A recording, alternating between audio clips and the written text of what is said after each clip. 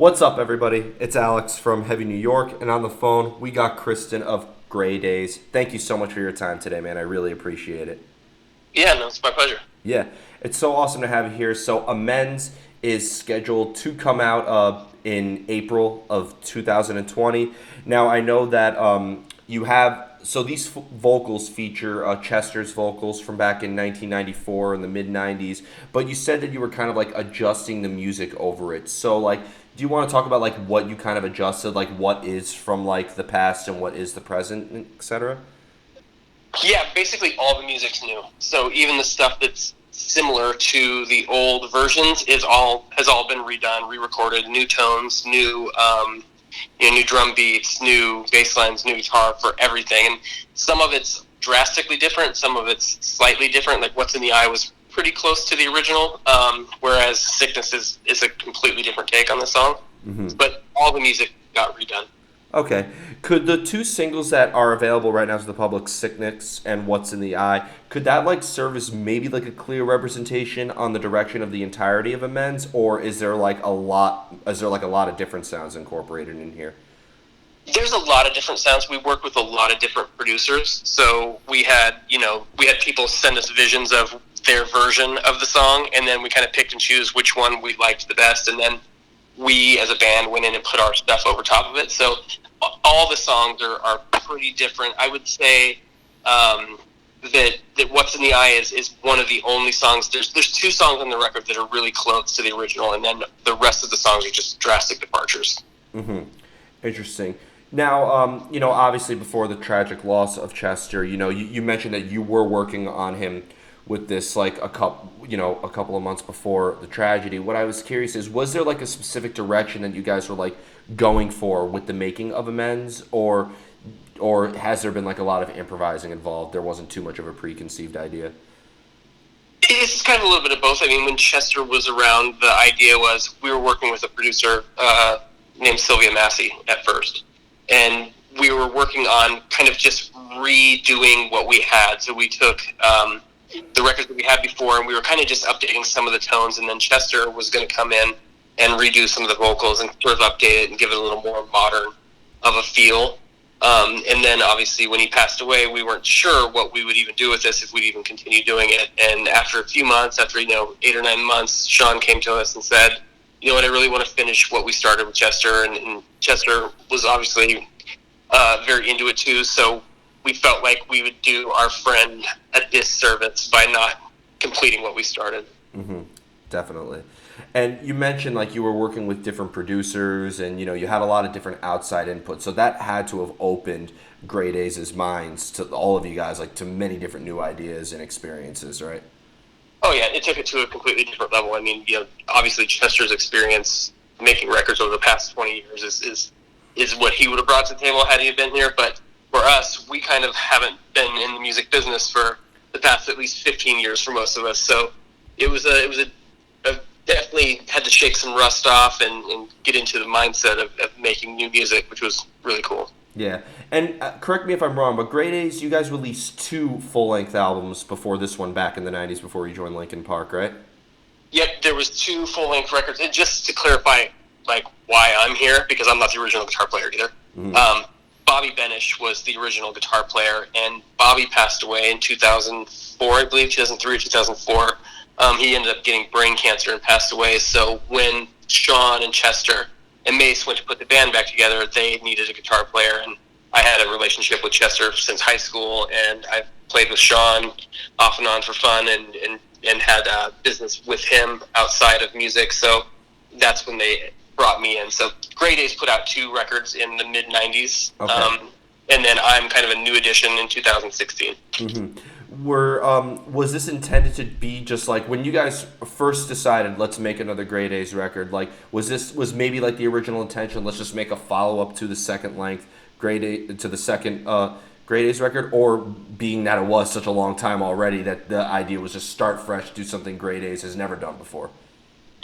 Well, it started off as a show. That's like when Sean called me, he said, would you be interested in doing one show? And I said, of course I would. That would be amazing. And then as we started rehearsing and getting into it, then we're like, well, actually, we're going to redo the record. And we were just going to redo, we only had the masters that we knew of for one of our records. So we were just going to redo Wake Me, and then we were going to put that out as a new version. And through this process, we found the masters for No Sun Today. So Amends is a mixture of a few songs from each of those records, and then we have an entire record of the other half of the records that we can put out in the future. So it was kind of evolved, but it started off as a show and then turned into maybe some additional shows and some recording. And then, tragically we lost Chester, and a few months later it kind of turned out to be even something different when we found the additional masters. Yeah, it seems like there's so many things that are supposed to go one way and end up taking a completely different turn, and I think that this whole experience is almost like a testament to that. Yep, the only constant is change. You know what I mean? There's been nothing that we didn't have to rethink or figure out a different way to do because of one thing or another. Yeah. When you came into Grey Daze, were you looking at, what the previous two albums were and, what their previous guitar player was doing and being like, okay, this is what I have to do, this is what the sound of Grey Daze is? Or, were you allowed to kind of bring a little bit of your own mix and your own spin? Initially, when we were rehearsing to do the show, I was just kind of playing Bobby's stuff because it was kind of like, let's get these songs down so we can perform them at this show. And then the hope was that we would do a remake of the record, and I think our long-term hope would be we'd even write some new songs together. But that obviously didn't happen. So it was mainly just learning the songs, playing them the way they were, kind of doing Bobby's parts. And then once we got to the studio, that's when we were able to branch off and put our own style and flavor on it. Interesting. You mentioned that like this kind of bridges like both the past and the present. If maybe like a listener were to listen to this album really closely, would they be able to like distinguish what is more recent and what is more from the past, or is that like a silly question? No, I think it's a great question, but I don't think you could. I think the way we were able to process the vocals, and it started with a really incredible vocal performance, right? So Chester was Chester always. I saw Chester perform when I was 15 years old. His band, actually Sean Dowdell was in the band too, they played on the quad at lunch during lunch hour one time in school. And so, I mean, he had that scream, he had that voice since he was 15 years old, and I saw him singing. So his performance was so good that we were able to update the music, and really it sounds like he recorded this last week. So I don't think you'd be able to tell which ones, came from what time. It all really sounds brand new to me. Yeah, that always was something, like, it's one thing to be able to sing, but to have, like, your own distinct voice, because everything that Chester was able to do, whether it was with Linkin Park or any of the other projects he was in or guest vocals, like, you could always tell that it was him. And from what you're telling me, it seems like he always had that range. It's like he never, had to grow up almost in a way. Yeah, it's incredible. And I had forgotten about the Grey Daze stuff for a long time because, we all know Chester from Linkin Park now. So when I was revisiting the old records, and we all played in bands, locally, so we all heard each other's music and played on shows with each other all the time. And so when I revisited the old stuff, I was really amazed at how incredible his voice was. It's just always been that good. Yeah, incredible. And the lyricism that supports it too. Which kind of led me to my next question, because, I always thought it's one thing to be able to sing and it's one thing to be able to write good poetry. But when you're able to create a melody and a story that really resonates with people, that to me is the ultimate talent. Did any lyricism or any sort of concepts that Chester was coming up with influence this music at all in a way as well? Yeah, I mean, I think a lot of the lyrics, especially from the songs we took for this first record, a lot of them were written by Sean and Chester when they were, 17 years old. But I think the lyrics really drove a lot of the emotion and a lot of the feelings behind this record. A lot of them to us seem like they're apologies made before he did something that he would be apologizing for. Do you know what I mean? Yeah. Even that's why we took the word amends from Moray Sky, one of our songs in the record. He says, if I had a second chance, I'd make amends. That's something he would say had he woken up the next day and not done what he did, but was thinking about it. I think that's one of the things he would want to have done would be, apologize and make amends. He hurt a lot of people with that action. I know Chester very well, and he would never want to hurt anybody, and that would break his heart to know that he did that. But, it's it's one of those things. I don't know what's inside the mind of someone who does something like that. I actually just lost my nephew 2 months ago to suicide. Oh, I'm very sorry. I appreciate that, and I try to think about what would put you in a place to do something like that. And Chester was a very sweet and passionate and funny and friendly guy, and my nephew was the same, and they weren't depressed or sad, and he was laughing the month before I saw him. It's crazy, and I don't understand it, but I think amends to me is that apology, and it's crazy that he made it 20 years before. Yeah, I mean, the hardest thing about it for me is trying to put ourselves in regardless of what people go through. It's always hard to put yourself in other people's shoes. The only people who I guess really knew it were the people who were at the front lines of it. You know what I mean? Yeah, and I don't know if you've had anybody close to you have this happen. It's happened more times in my life than I care to even say. But I always think about my lowest day, right? We all have ups and downs, and I've had some low days myself, but I've never been so low that I felt like my only option was to take my life. And so it breaks my heart to think about somebody I care about or love being lower than even my lowest point. You know what I mean? So it's hard. I don't condone it. I'm angry at it, but I'm trying to understand it a little more and lose some of that anger and get more empathetic. Yeah, as somebody who has lost people in this tragedy as well that I cared about, I think understanding is honestly one of the best steps forward, I think, in my opinion. That was always what helped me. I don't know if... Yep. Yeah, it's crazy. I dealt with my first one when I was 16, and the last one was 2 months ago, and it's been friends and acquaintances up to family members to people I've known, icons around the world. It's a crazy, crazy thing. Yeah. Well, I can assure you, because I know plenty of people who were really saved and really found salvation through Chester's voice. And when listening to this record, it reminded me, Hybrid Theory is my favorite album of all time. And it really reminds me, this album really reminded me why he had the ability to touch so many. So I really commend you guys for actually putting this out, because I do think it's really going to help people in the future as well. Thanks, man. I appreciate it. And you'd mentioned that he really touched people. I think that was Chester's gift, right? He was not only an amazing singer, an amazing songwriter, but he just had a way to connect to people that I don't think a lot of people can do. Like, even if you're the most amazing singer in the world, to be able to connect emotionally through your words, through song. But we get people online telling us all the time that Chester saved their life through the Linkin Park records and through the stuff that he's done. So I mean, that's amazing. He touched a lot of people. Yeah, I mean, you could be a great singer, but they actually might be kind of tasteless to bring this, but they actually made fun of that on Family Guy, actually, being people who are able to really sing very well, but it doesn't really connect with people. They showed some R&B singer just showing off her vocal range, but people are like, okay, what is this? What else does this do?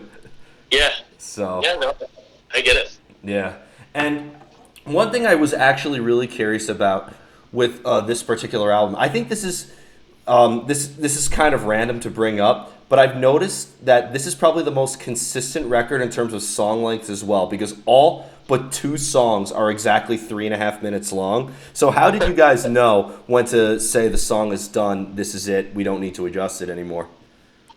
Oh, that's a hard one, because I mean, we recorded these and then they went through so many iterations, and we remixed them and we added things, and we had guest people come through, and we made some longer, we made some shorter. So it was kind of like, at some point we just had to say, all right, these things are done. And you kind of feel it when it's done, but it's it's funny. I didn't even notice that the song lengths were all that close. And I've listened to these songs about 1 billion times over the past 3 years. So yeah, I think Soul Song and Sickness are the only 2 that are just exceed those marks, or Sickness is just under it.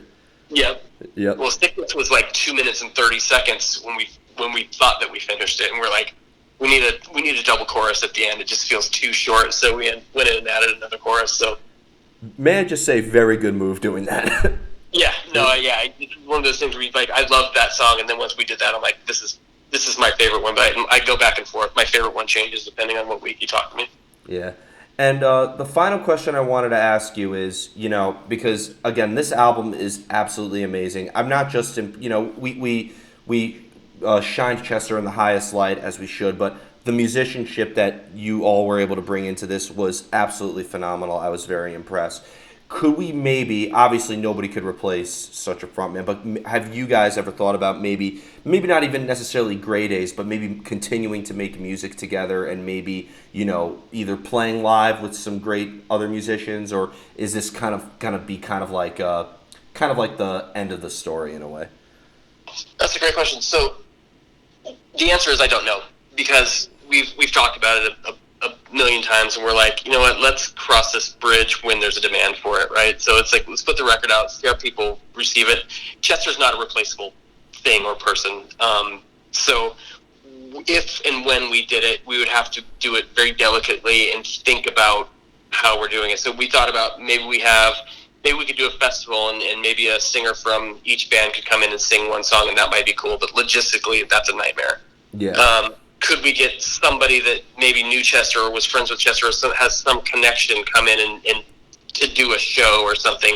I think it just is like, it's hard to tell if that would be received right or not. And we don't want to do anything that makes it look like we're doing something negative to Chester. I mean, obviously we have these songs, and we really want to play them. We're very proud of them and stuff, but it just has to be right. And I don't think we've figured out how to do that yet. Mm-hmm. I think, he had many great friends, just maybe something in the future. You never know. I just, I was really, at least promise me this, you guys won't stop playing. Even if you're not playing live, even if you don't put out albums, as long as if you guys keep playing, because you have great talent, please don't, just put it down. Oh, I appreciate it. Yeah, we're definitely, like, Sean's got a new drum set, and I've got a new guitar actually being built, so we're kind of getting ready to do something, whatever that is, I don't know, but we're all itching to play. Awesome. Well, Cristin, before we go, I want to thank you so much for your time today. And once again, thank you to you and the rest of Grey Daze for allowing the people to hear this amazing music coming out April 12th, or April 10th, sorry. Is there just anything else with Grey Daze that you would like to promote, or any shout-outs you would like to give, or anything else? I'd just like to give a shout-out to the guys in the band for inviting me into this crazy adventure. And obviously we missed Chester, but being able to be together in the studio and create this music was a lifetime experience for me. So, and thanks to all the fans that love Chester. I mean, it's overwhelmingly positive, the response we've got from people, and it's truly a testament of how people loved him. So thanks to everybody. Awesome. Well, thank you so much, everybody. Cristin of Grey Daze, Amends, out April 10th. Be sure to pick that up. This is Alex from Heavy New York. We'll see you next time.